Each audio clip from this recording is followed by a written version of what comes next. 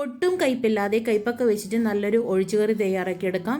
ഊണിന്റെ കൂടെ കഴിക്കാൻ പറ്റുന്ന നല്ലൊരു കറീൻ്റെ റെസിപ്പിയാണ്. അത് ഉണ്ടാക്കാൻ വേണ്ടിയിട്ട് ഒരു കയ്പൊക്കെ എടുത്തിട്ടുണ്ട്. ഞാനത് ഫുൾ എടുക്കുന്നില്ല, അതിൻ്റെ ഒരു പകുതി ഭാഗം കട്ട് ചെയ്തെടുക്കുന്നുണ്ട്. ഇനി അതിൻ്റെ കുരുവൊക്കെ കളഞ്ഞിട്ട് അതൊന്ന് കട്ട് ചെയ്തെടുക്കുന്നുണ്ട്. എങ്ങനെ വേണമെങ്കിൽ നിങ്ങൾക്ക് കട്ട് ചെയ്തെടുക്കാം, ചെറിയ പീസായിട്ടോ അല്ലെങ്കിൽ ഇതുപോലെ എങ്ങനെ വേണമെങ്കിലും കട്ട് ചെയ്തെടുക്കാം. പൊതുവേ നമ്മൾ കൈപ്പക്കേൻ്റെ എന്തെങ്കിലും റെസിപ്പി ഉണ്ടാക്കുന്ന സമയത്ത് അത് എണ്ണയിലിട്ടിട്ട് ഒന്ന് വഴറ്റിയെടുക്കലുണ്ട്. ഇതിപ്പോൾ അങ്ങനെയൊന്നും ചെയ്യുന്നില്ല, ഡയറക്റ്റായിട്ട് നമ്മളതൊന്ന് വേവിച്ചെടുക്കുമെന്ന്. അപ്പം അങ്ങനെ വേവിക്കുമ്പോൾ ആ ഒരു കയ്പിൻ്റെ ടേസ്റ്റ് തീരെ ഉണ്ടാവില്ല. അപ്പം ഞാൻ ഇതൊക്കെ കട്ട് ചെയ്തെടുത്തിട്ടുണ്ട്. ഇനി അതൊരു ചട്ടിയിലേക്ക് ഇട്ട് കൊടുക്കാം. അതിലേക്ക് കുറച്ച് തക്കാളി കട്ട് ചെയ്തതും അതുപോലെ തന്നെ കുറച്ച് ഉള്ളി കട്ട് ചെയ്തതും പിന്നെ 2 പച്ചമുളക് കട്ട് ചെയ്ത് ഇട്ട് കൊടുക്കുന്നുണ്ട്. അതിലേക്ക് ആവശ്യത്തിനുള്ള ഉപ്പ്, മുളക് പൊടി, മഞ്ഞൾപ്പൊടി ഇട്ട് കൊടുക്കാം. ഇനി ആവശ്യത്തിനുള്ള വെള്ളം കൂടി ഒഴിച്ചിട്ട് ഇതൊന്ന് വേവിച്ചെടുക്കാൻ വേണ്ടിയിട്ടാണ് പോകുന്നത്. കയ്പൊക്കെ നല്ലോണം വെന്ത് കിട്ടണം. അപ്പോൾ അതിനനുസരിച്ച വെള്ളം നിങ്ങൾക്ക് ഒഴിച്ചു കൊടുക്കാം.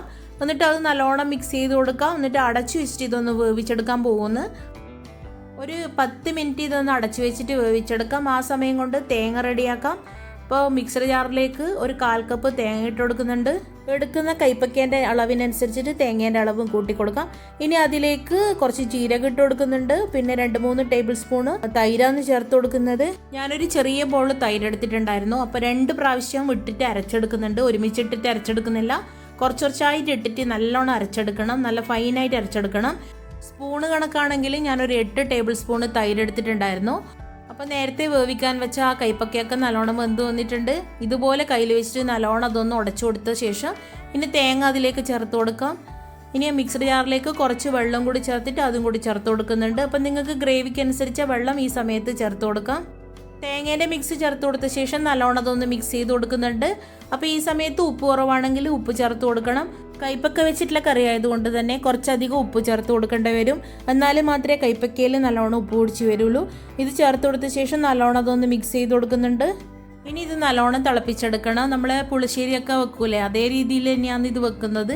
അപ്പോൾ ഇത് കയ്പക്ക പുളിങ്കറീൻ്റെ റെസിപ്പിയാണ്. നമ്മുടെ നാട്ടിൽ കണ്ണൂർ ഭാഗങ്ങളിൽ പുളിശ്ശേരിക്ക് പുളിങ്കറി എന്നാണ് പറയല്.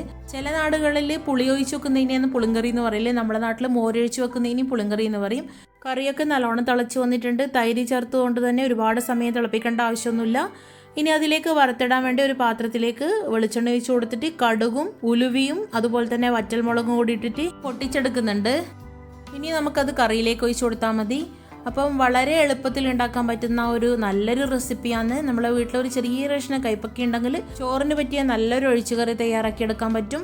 അതും ചെറിയൊരു സമയം മതി, ഒരുപാട് സമയത്തിൻ്റെ ഒന്നും ആവശ്യമില്ല. ഞാനിപ്പോൾ പച്ചക്കയ്പൊക്കെ വെച്ചിട്ടാണല്ലോ ഇത് ഉണ്ടാക്കിയത്. അപ്പോൾ ഒരു വെള്ളക്കയ്പൊക്കെയില്ലേ, അത് വെച്ചിട്ട് ഈ ഒരു കറി ഉണ്ടാക്കുമ്പോൾ കുറച്ചും കൂടി ടേസ്റ്റ് ആയിരിക്കും.